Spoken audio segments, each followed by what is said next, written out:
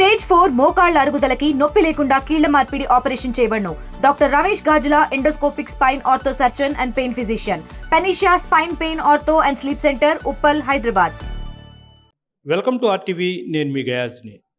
రాష్ట్రంలో ఎన్టీఆర్ వైద్య సేవలు నేటి నుంచి నిలిపివేయడం జరిగింది. దీని మీద మాట్లాడేందుకు స్పెషాలిటీ ఆసుపత్రి అసోసియేషన్ ఉపాధ్యక్షులు డాక్టర్ నారాయణ గారు ప్రస్తుతం మనతో ఉన్నారు. ఎంతో మాట్లాడదాం. సార్ నమస్తే. సార్ చెప్పండి, అంటే ఈ రోజు నుంచి రాష్ట్ర వ్యాప్తంగా మొత్తం నిలిపేశారు ఎన్టీఆర్ వైద్య సేవలు. దేనివల్ల, ఎందుకు? నమస్కారం అండి. ఇది ఈరోజు నుంచి ఎన్టీఆర్ విఎస్పి ఇన్పేషెంట్లు, ఎమర్జెన్సీ కేసెస్ అన్నీ కూడా నిలిపేయాలని చెప్పి మేము నిర్ణయం తీసుకున్నాము. రాష్ట్ర వ్యాప్తంగా 600 పైగా నెట్వర్క్ హాస్పిటల్స్ కలిపి ఆశా అనే బృందం కింద ఏర్పడి మేము చేస్తున్నాము. నిజానికి ఒక 2-3 వారాల క్రితమే ఓపీ చూడడం మానేసాం. మేము ముందస్తు ఏ ఒక్కటి కూడా ప్రజల్ని ఇబ్బంది పెట్టడానికి వెంటనే తీసుకున్న నిర్ణయాలు ఏవీ కావు. దాదాపు 3 నెలల నుంచి ప్రభుత్వంతో చర్చలు జరుపుతూ ఆపుతాము ఏ సేవలు ఆపుతామని క్రమపద్ధతిని చెబుతూ ముందుగా ఓపీ సేవలు ఆపి తర్వాత ఎమర్జెన్సీలు ఆపాము. ప్రజలకి ముందుగా నా వైపు నుంచి ఇలా చేయాల్సి వచ్చినందుకు నేను క్షమాపణ కోరుతున్నాను. మిమ్మల్ని ఇబ్బంది పెడుతున్నాము, కానీ మా పరిస్థితి తెలుసుకుంటే మీరు ఒప్పుకుంటారు. మే 7వ తేదీన మేము స్ట్రైక్ చేయాలనుకున్నాము. మమ్మల్ని మే 6వ తేదీన ముఖ్యమంత్రి గారు ఆ రోజు చర్చలు పిలిచి మీరు పడుతున్న ఇబ్బందులు నాకు తెలిసాయి, దయచేసి స్ట్రైక్కి వెళ్ళొద్దు, ప్రభుత్వం మీ పక్షానే ఉంది, మీకు కావాల్సింది చేస్తాము, వెంటనే మంత్రి గారితో మీకు చర్చలు ఏర్పాటు చేస్తాము, ఆ తర్వాత ప్రతి నెల డబ్బులు ఏ నెలకు ఆ నెల వచ్చేట్టు చేస్తామని చెప్పి ముఖ్యమంత్రి లాంటి వాళ్ళు సాక్షాత్తుగా మమ్మల్ని పిలిచి చెప్పాక స్ట్రైక్ చేయడంలో అర్థమే లేదని చెప్పి మేము వెంటనే పనికి వచ్చేసాము. అందుకనే గతంలో మే 7 మేము చెప్పినది మేము నిలబడలేదు స్ట్రైక్కి, ఎందుకంటే అంత పెద్ద వ్యక్తికి మేము ఇచ్చిన గౌరవం. కానీ దానికి ముందు ప్రభుత్వం ఏం చెప్తుందంటే, మాకు పోయిన ప్రభుత్వం నుంచి వచ్చిన అప్పులు తీర్చుకుంటూ వస్తున్నాం కదా. నిజం, దాదాపు ఇప్పటిదాకా మాకు 3,700 కోట్ల రూపాయలు ప్రభుత్వం మాకు ఇచ్చింది కొత్త ప్రభుత్వం వచ్చినప్పటి నుంచి. పాత ప్రభుత్వం 2,500 రూపాయలు బాకీ పెట్టిన మాట ఎంత వాస్తవమో, కొత్త ప్రభుత్వం వచ్చిన తర్వాత కూడా మేము ప్రతి నెల 330 నుంచి 400 కోట్ల రూపాయల వరకు సేవలు చేస్తూ ఉన్నాం. అంటే ఒకరోజు గడిచేసరికి మా ప్రైవేట్ హాస్పిటల్స్ అన్నీ కలిపి ప్రభుత్వానికి 10 కోట్ల రూపాయల పనులు చేసి పెడుతూ ఉన్నాము. కానీ మాకు గత 8 నెలలుగా రావాల్సిన డబ్బులు ఇవ్వలేదు. నిన్న కూడా మంత్రి గారు మొన్న ఒకసారి అసెంబ్లీ సాక్షిగా చెప్తూ దీన్ని ఇలా విడదీశారు. మేము 2,800 కోట్లు మాకు రావాలి అని చెప్తే మంత్రి గారు ఏం చెప్పారు, లేదండి 600 కోట్లని మేము సిఎఫ్ఎంఎస్ అంటే మాకు డబ్బులు ఇవ్వడానికి రెడీగా ఉన్న ఖాతా ఒకటి ఉంటుంది, ఆ ఖాతాలో 600 కోట్లు మీకు ఇవ్వడానికి పెట్టేశాము, మిగతా 2,100 కోట్లు రకరకాల దశల్లో స్క్రూటినీలో ఉన్నాయి అని అసెంబ్లీ సాక్షిగా చెప్పారు. అంటే అర్థమైంది, 600 కోట్లు మీకు ఇవ్వాలని మేము ఒప్పుకుంటున్నాము, 2,100 స్క్రూటినీలో ఉన్నాయని చెప్పారు. స్క్రూటినీ అంటే వాళ్ళు పెట్టుకున్న పద్ధతి ప్రకారమే 2 నెలల్లోపు మేము ఒక బిల్లు పంపిస్తే 2 నెలల సమయంలోపు దాన్ని పూర్తిగా పరిశీలించి ఇవ్వాల్సింది ఉంటే ఇవ్వడము, లేకుంటే నీకు ఈ డబ్బులు ఇవ్వకూడదు, నువ్వు సరిగ్గా చేయలేదు అని రిజెక్ట్ చేయడం జరిగిపోవాలి. కానీ దాదాపు గడిచిన 8 నెలల నుంచి స్క్రూటినీలు ఎలా ఉంటాయి బిల్లులు, 2,100 కోట్ల స్క్రూటినీలు ఉన్నాయని మంత్రి గారే అసెంబ్లీ సాక్షిగా చెప్పినప్పుడు ఇంకెప్పటికి వాటికి ఏమి ఒక ఎండ్ పాయింట్ లేదా, ఎన్నాళ్ళు స్క్రూటినీ చేస్తారు? తప్పుంటే నీకు డబ్బులు రావని చెప్పండి, ఒప్పుంటే డబ్బులు ఇచ్చేయండి. ఇంకా పరిశీలనలో అంటూ 2,100 కోట్లు పంపించాము అని 600 కోట్లు, మాకేమో పైసా లేదు. ఇప్పుడు మేము ప్రధానంగా ఆపింది ప్రభుత్వం మీద కోపం కాదు, ప్రభుత్వం మీద కోపడే శక్తి మాకెక్కడిది, ప్రభుత్వానికి ఛాలెంజ్ విసిరే శక్తి మాకెక్కడిది. ఏదో చిన్న ఆసుపత్రి పెట్టుకొని అప్పులు పాలవుతూ బతుకుతున్న మేము అవేవి కాదు. ఈ రోజు నుంచి పని చేయకపోతే కనీసం ఈ 10 రూపాయలు మిగులుతాయని మేము చేసే ప్రతిరోజు మేము 10 కోట్ల సేవలు చేస్తున్నప్పుడు ఒక 10 రోజులు చేయకపోతే కనీసం మాకు అప్పులు తగ్గుతాయి. వాస్తవం ఏంటంటే అండి, 100కి సగం ఆసుపత్రులు ఈరోజు రాష్ట్రంలో అప్పులు తెచ్చుకొని ఏ నెల వడ్డీల మీద, ఓవర్ డ్రాఫ్ట్ల మీద, చిట్లు నుంచి తీసుకున్న డబ్బుల మీద మాత్రమే బతుకుతున్నాయి అనేది కటిక వాస్తవం అండి. అంటే అసలు ఈ వ్యవస్థ ఏర్పాటు చేయడానికి అప్పటి దివంగత నేత వైఎస్ రాజశేఖర రెడ్డి అప్పుడే బీజం పడింది. అంటే అప్పుడు ఎన్ని ఈ ఆరోగ్యశ్రీ కింద ఎన్ని ఈ వైద్య సేవలు అందించేవాళ్ళు, అప్పుడు రేట్స్ ఎట్లా ఉండేవి? చాలా మంచి ప్రశ్న అడిగారండి. మమ్మల్ని బాధించే ప్రశ్న ఇదే. మీరు అడిగినందుకు ధన్యవాదాలు. మొదలెట్టినప్పుడు వైఎస్ రాజశేఖర రెడ్డి గారు ఒక ఊహించని దార్శనికతతోటి తీవ్రమైన జబ్బుల కోసం గవర్నమెంట్ హాస్పిటల్లో ఫెసిలిటీస్ లేక ఆ ఫెసిలిటీస్ వచ్చేలోపు ప్రైవేట్ వాళ్ళ సహాయం తీసుకుందామని తీవ్రమైన జబ్బులకి కిడ్నీ మార్పిడి, గుండెకోత, బైపాస్ సర్జరీ ఇటువంటి సర్జరీలకు మాత్రమే మా సహాయం అడిగారు. అప్పుడు ఆరోగ్యశ్రీ కార్డు లబ్ధిదారులు రాష్ట్రం మొత్తం మీద కలిపి 25% కంటే తక్కువ ఉండేవాళ్ళు. అందుకనే మమ్మల్ని ఆయన కోరింది ఏంటంటే, మీ హాస్పిటల్లో 25% బెడ్లు మాకివ్వండి, తక్కువ ధరకి చేయండి, మిగతా 75% బెడ్లు మీరు క్యాష్ పేషెంట్లను వాడుకోండి అని మాకు చెప్పారు. అప్పుడు మాకేమైంది, మాకు వచ్చే ఆదాయంలో 175% అలాగే ప్రజల నుంచి వస్తూ ఉంది. ఈ 25%కి తక్కువ ధరలో ప్రమాదమైన ఆపరేషన్లు చేయడానికి మేము మా వంతు సహకారం కింద ముందుకు వచ్చాం. వాటిలో డబ్బు మాకు లేదు, తృప్తి ఉంది. పని చేసే మా మీద మాకు పర్పస్, ఒక మీనింగ్ఫుల్ లైఫ్ బతుకుతున్న తృప్తి కోసం మేము చేసాం.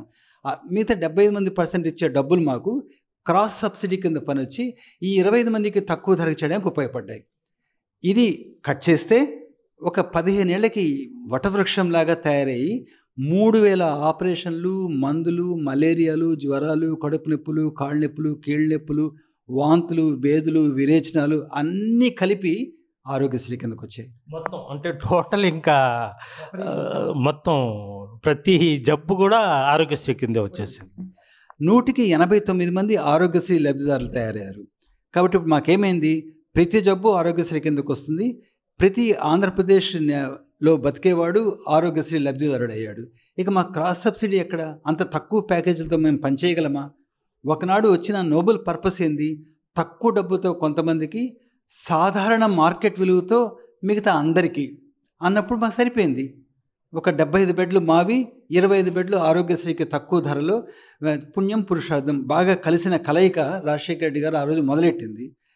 తర్వాత ఇప్పుడు మాకేమొచ్చింది, ప్రతి ఒక్కడు ఆరోగ్యశ్రీ వాడే, ప్రతి జబ్బు ఆరోగ్యశ్రీని. సార్ ఒకటి అంటే మీకు రాజశేఖర రెడ్డి ఉన్నప్పుడు కొంతవరకు మేలుగా అంటే 25% మీరు డాక్టర్లు సేవ చేస్తే 75% మామూలుగా ఇదయ్యేది. తర్వాత జగన్మోహన్ రెడ్డి వచ్చాడు, తర్వాత ఇప్పుడు చంద్రబాబు నాయుడు వచ్చారు. అంటే వీళ్ళిద్దరిని పోల్చుకుంటే ఆయన డాక్టర్ కాబట్టి, డాక్టర్ బాధలు తెలుసు కాబట్టి చాలా వరకు మీ బాధలను గుర్తించారని అనుకోవచ్చా? కానీ చాలా బాగా చెప్పారండి. నిజంగా నాకు అలాగే అనిపిస్తోంది. ఆయనతో అప్పుడు మీటింగ్, ఆరోగ్యశ్రీ తొలి నెలల్లో మీటింగ్కి వెళ్తుంటే ఆయన చెప్పేవారు, ఆయన ఎంకరేజ్ చేసేవారు, ఇది మీరు వాడుకోండి, 4 పేషెంట్లు మీ దగ్గరకు వస్తారు, మీరు చేసే అరుదైన ఆపరేషన్లు మీ శక్తి తెలుసుకుంటారు, వాళ్ళు ఊర్లోకి వెళ్ళి చెప్తారు, అప్పుడు ఆపరేషన్ అవసరం లేని వాళ్ళు మీ దగ్గరకు వస్తారు, వాళ్ళు డబ్బులు కట్టి అజయం చేయించుకుంటారు, సో సబ్సిడీ వస్తుంది మీకు అని ఆయన నిజంగా చాలా విషనరీగా చెప్పేవాళ్ళు.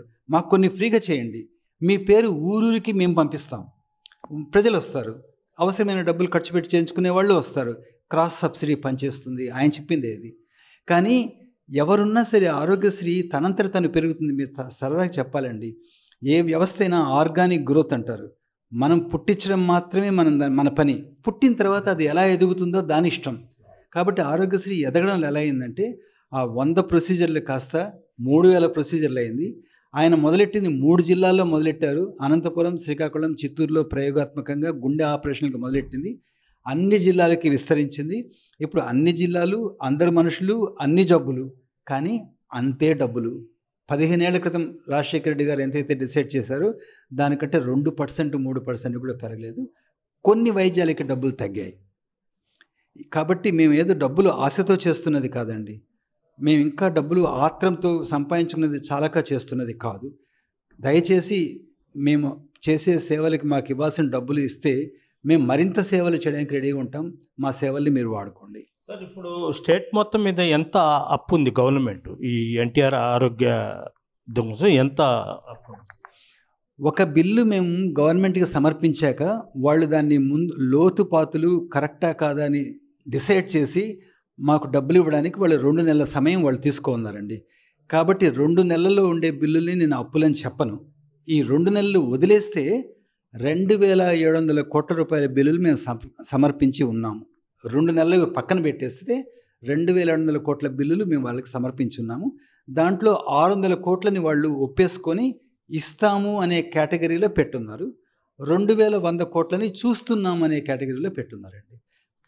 సార్ ఇంకొకటి అంటే మైబీ అంటే నాకు ఐడియా లేదు, 2008 నుంచి ఎప్పటి నుంచో ఇది ఆరోగ్యశ్రీ వచ్చింది. అప్పటి నుంచి ప్రజలు ఈ ఆరోగ్యశ్రీ కింద ఇప్పుడు ప్రజెంట్ వచ్చి ఎన్టీఆర్ ఆరోగ్యశ్రీ అనుకోండి, అంటే గవర్నమెంట్ మారినప్పుడల్లి పేర్లు మారుతూ ఉంటాయి. అంటే జనానికి తెలీదు, అంటే ఆరోగ్యశ్రీ హాస్పిటల్లో సడన్గా వస్తే ఇక్కడ ఆరోగ్యశ్రీ లేదు అని చెప్తారు. చాలామంది సఫర్ అవుతున్నారు. ఆ ఎఫెక్ట్ మొత్తము ఆ ఆసుపత్రి మీద పడుతుందని అనుకోవచ్చా? చెడు పేరు, భయం అండి. మాకు బాధ అదే, భయం అదే. పైపెచ్చు వాళ్ళు కేవలం బాధితులే కాదు, గత 10 ఏళ్ళుగా మమ్మల్ని నమ్ముకొని అలవాటుగా చూపించుకుంటూ మా ముందే తిరుగుతూ ఉన్నవాళ్ళు, 10 ఏళ్ల నుంచి మేము చెప్పిన మందులు మింగి బాధ్యతగా ఉన్నవాడు ఈరోజు ఆయాసంతో వస్తే నీకు వైద్యం చేయని పోవనాలంటే నా హిపోక్రటిక్ ఓత్ కూడా అది తప్పే, నా మనసు కూడా తప్పే. అది వాడు నమ్ముకొని ప్రేమగా ఎంతో సిన్సియర్గా ఉండి ఈరోజు ఇప్పుడే బయట ఒక అతను వస్తున్నారు, బెంగళూరు నుంచి ఒక అతను. నాకు అతనికి డయాలిసిస్ అవసరమా లేదా నాకు భయంగా ఉంది, ఇంకా రిపోర్ట్స్ రావాలా, డయాలిసిస్ అవసరమైతే నేనేం చేయాలా? నా 10 ఏళ్ళ వైద్యం చేసి అతన్ని ఇంకో చోటికి పోని ఎట్ట చెప్పాలి నేను? ఆయన రికార్డ్ అంతా నా దగ్గర ఉంది, నా మీదే ఆ నమ్మకం అంతా ఉంది, మేము చేయమంటే ఎలాగా? కాబట్టి ప్రభుత్వాన్ని కోరుతున్నాం, దయచేసి మీరు మమ్మల్ని పేషెంట్స్కి మధ్య ఉండే పెద్ద వారధి మీరే, మాకు పేషెంట్స్కి గొప్ప వారధి గవర్నమెంట్ మాత్రమే. దయచేసి మాకు ఇవ్వాల్సిన డబ్బుల్లో మేము ఎంత కోరామండి, మా గొంతెమ్మ కోరిక కాదండి. మీరే చెప్తున్న అసెంబ్లీ సాక్షిగా మంత్రి గారు చెప్పిన 600 కోట్ల రూపాయలే ఇవ్వండి, మేము అడగట్లే, ఎంతకంటే అడగట్లే. ఈ 2 నెలల బిల్లులు పక్కన పెట్టేస్తాం. మీరు పరిశీలిస్తున్నాము అని చెప్పిన 2,100 కోట్లు కూడా మీరు పరిశీలించండి. పరిశీలించేసి ఇవ్వాలి అని మేము అప్లోడ్ చేస్తున్నాము అన్న 600 కోట్లు ఇచ్చేయండి ప్లీజ్, అంతకంటే మేము కోరట్లేదండి. సార్ ఇంకోటి అంటే గత కొంతకాలం నుంచి స్టేట్ మొత్తం అయితే ఒక నెల్లూరే చూద్దాం, బొల్లెన్లో తీసేశారు, అదేవిధంగా అపోలో లేదు, మెడికవర్ లేదు, చాలా ఇట్లా హాస్పిటల్లో తీసేయడము అది ఆరోగ్యశ్రీ కింద. ఇప్పుడు మళ్ళీ ఒకేసారి టోటల్గా 600 స్టేట్లో 600 స్పెషాలిటీ హాస్పిటల్ మొత్తం ఇచ్చేయడం జరిగింది. అంటే దీనివల్ల ప్రజలకు మీ తరపున ఏం చెప్తారు? ప్రజలారా దయచేసి మేము చేస్తున్న దాన్ని అర్థం చేసుకొని మాతో సహకరించండి. కింద పలమనేరు పీలేరు దగ్గర నుంచి పైన పలాస శ్రీకాకుళం వరకు ప్రతి తాలూకా హెడ్ క్వార్టర్స్లో ఉండే హాస్పిటల్స్ కూడా మేము అన్ని చోట్ల విస్తరించి మీకు సేవ చేస్తున్నాము. అందరూ పెద్ద పెద్ద ఆసుపత్రులకి, కర్నూలు జనరల్ ఆసుపత్రికి, విశాఖపట్నంకి వెళ్ళలేరు. ఏ పల్లెలో ఉండేవాడికి ఆ పల్లె దగ్గర ఉండే తాలూకా హాస్పిటల్ కావాలా, అక్కడ మేము రిస్క్ తీసుకొని అప్పు తీసుకొచ్చి ఎదురు పెట్టి మేమంతా కూర్చోన్నాం. మేమంతా చిన్న చిన్న బడుగు కుటుంబాల నుంచి వచ్చిన వాళ్ళ మాత్రమే, విధి లేక 10 కోట్ల దాకా అప్పు తీసుకొచ్చి కూర్చోన్నాం. కాబట్టి మీకు చేయడమే మా పని, మీరు లేకపోతే మేము బతికేదే లేదు. మేము బతికేదే మీకోసం, మా చదువు, మా హాస్పిటల్స్ కూడాని. కాబట్టి దయచేసి ఈ 2-3 మా నమ్మకం ఏంటంటే అండి, ఇంత బాధపడుతున్నారు కాబట్టి ప్రభుత్వాలు ఒక 2-3 రోజుల్లోనే వచ్చి మీకు ఇంత ఇస్తాము, 600 కోట్లే కదా, మొన్ననే ఆటో వాళ్ళకి 500 కోట్లు ఇచ్చాము, లేదా ఇంకో దానికోసం 1000 కోట్లు ఇచ్చాము, మీకు ఎప్పుడో చేసిన పనికి ఎంత లక్షల మందికి ఉపయోగపడుతున్న దానికి మీకు 600 కోట్లు ఇవ్వలేమా అని ఖచ్చితంగా నా అనుమానం, నాకు అంచనా, కోరిక, ఆశ. మినిస్టర్ గారు ఒక 600 కోట్లు ఇచ్చి మాట్లాడుకున్నారండి, ఇకపైన నెల ఇచ్చేద్దాం. ఏ నెల మీరు 330 కోట్లు కట్ చేస్తారా, ఆ 330 ఇస్తాము, బాకీలోది ఒక 100 ఇస్తాము. అప్పుడు కూడా 20 నెలలు పడుతుంది మాకు బాకీ తీరడానికి. ఏ నెల ఆ నెల ఇచ్చేసి నెలకు 100 బాకీ తీస్తుంటే కూడా 20 నెలలు అవుతుంది. ఆ మాత్రం దార్శనికతోటి, పెద్ద హృదయంతో ప్రభుత్వాలు ఖచ్చితంగా వస్తాయి. అండ్ ప్రభుత్వానికి ఆరోగ్య ఆంధ్రప్రదేశ్గా మార్చాలన్న మన చంద్రబాబు నాయుడు గారి దార్శనికతకి మేము ఆయన దృష్టికి తీసుకొస్తున్నామంతే. అఫీషియల్స్ చెప్పాల్సిన విధంగా చెప్పట్లేదని మా నమ్మకం. ఆయన దృష్టికి వస్తే కనుక మమ్మల్ని ఇంత బాధ పెట్టే సమస్య లేదు. ఇంత మీరు కొద్దిగా బాధపడండి, మేము ఎక్కువ బాధపడతాము. ముఖ్యమంత్రి గారికి ఈ విషయం వెళుతుంది, 2 గంటల్లో సాల్వ్ చేస్తారండి. ఆయన దృష్టికి రావాలే కానీ ఆయన దృష్టికి ఇది పెద్ద ప్రాబ్లం కాదండి. దయచేసి సహకరించండి. సార్ కేవలం మీకు అంటే పెండింగ్లు నెలల తరబడి, సంవత్సరాల తరబడి మీరు చేసిన దానికి డబ్బులు చెల్లించలేక చెల్లించలేదని ఇచ్చేసారా, లేదంటే ఇప్పుడు ఒక గుండె ఆపరేషన్కి ఒక స్టెంట్, లేకుంటే కిడ్నీకి ఒక స్టెంట్, అప్పుడున్న రేట్స్కి ఇప్పుడున్న రేట్స్కి పెరిగిపోయాయి. దాని టాలెంట్ చూసుకుంటే బాగా డాక్టర్లు నష్టపోతున్నారు. దానివల్లే ఈ సమ్మె చేపట్టారా? నిజానికి మీరు చెప్పింది చాలా ఇంపార్టెంట్ విషయం అండి. అన్ని ధరలు పెరిగిపోయి, అంతెందుకు ఆరోగ్యశ్రీలో మేము ఏడాదికి ఒకసారి వాళ్ళకి కట్టే ఫీజే 3 రెట్లు పెరిగిందండి. వాళ్ళ ఫీజే వాళ్ళు 3 రెట్లు పెంచారు. కరెంటు పెరిగింది, రెంట్ పెరిగింది, ఎంప్లాయీస్కి ఇవ్వాల్సిన మినిమం వేజెస్ పెరిగాయి, మున్సిపల్ రేట్లు పెరిగాయి, మెడిసిన్ మేము వాడే వస్తువులన్నీ కూడా ఇంపోర్టెడ్వి, డాలర్ రేటు పెట్టి మేము కొనేవి. ఇప్పుడు పెరిగింది, డాలర్ ఎంత పెరిగిందో అందరికీ తెలుసు. కాబట్టి మేము కొనే వస్తువులన్నీ కనీసం 200-300% పెరిగాయి, 200 to 300% పెరిగాయి. మా డబ్బులు ప్యాకేజీ రేట్లు అయితే పెరగలేదు. కాబట్టి మళ్ళీ మేము వీళ్ళకి చాలా ఇచ్చేస్తున్నాం అని ప్రభుత్వం చెప్పడంలో మాత్రం అది కొద్దిగా బాధ అనిపిస్తుంది మాకు. చాలా ఏమీ ఇవ్వట్లేదు. వాళ్ళ హాస్పిటల్లోనే యూజర్ ఛార్జెస్ ఇస్తున్నారు. మాకంటూ హాస్పిటల్ కట్టుకోవడానికి వాళ్ళు డబ్బులు ఇవ్వరు. వడ్డీ తక్కువ, అప్పులేం మాకేం లేవు. మేము అన్నీ మా డబ్బులు తీసుకొచ్చి ఊరి మధ్యలో కట్టాలి, మేము ఊరి బయట కట్టలేము. నడిబొడ్డున అప్పులతో కట్టిన ఆసుపత్రులు ఇవి. కాబట్టి మా ప్యాకేజీలు పెంచడం అనేది చాలా అవసరం. వాళ్ళకి మళ్ళీ మీ తరఫున మేము కోరుతున్నాము, మీ ఆరోగ్యం మా చేతుల్లో పెట్టారు, మా ఆర్థిక ఆరోగ్యం మీ చేతుల్లో ఉంది, మీరు మాతో సహకరించండి.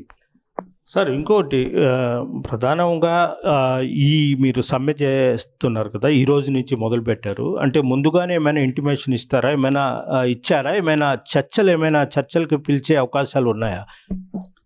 చర్చలు అయితే ఊహిస్తున్నాము, ఆశాభావంతో ఉన్నాము.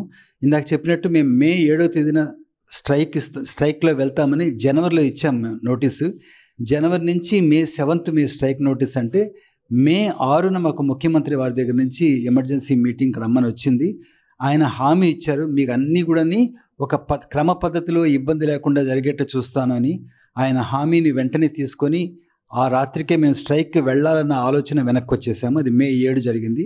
ఆ తర్వాత కూడా మినిస్టర్ గారితో కానీ ఒక వ్యవస్థాగత చర్చలు కానీ ఇప్పటిదాకా జరగలేదండి. మేము నోటీసులు ఇస్తూనే ఉన్నాం, రిక్వెస్ట్లు ఇస్తూనే ఉన్నాం, అన్అఫీషియల్గా కలుస్తూనే ఉన్నాము.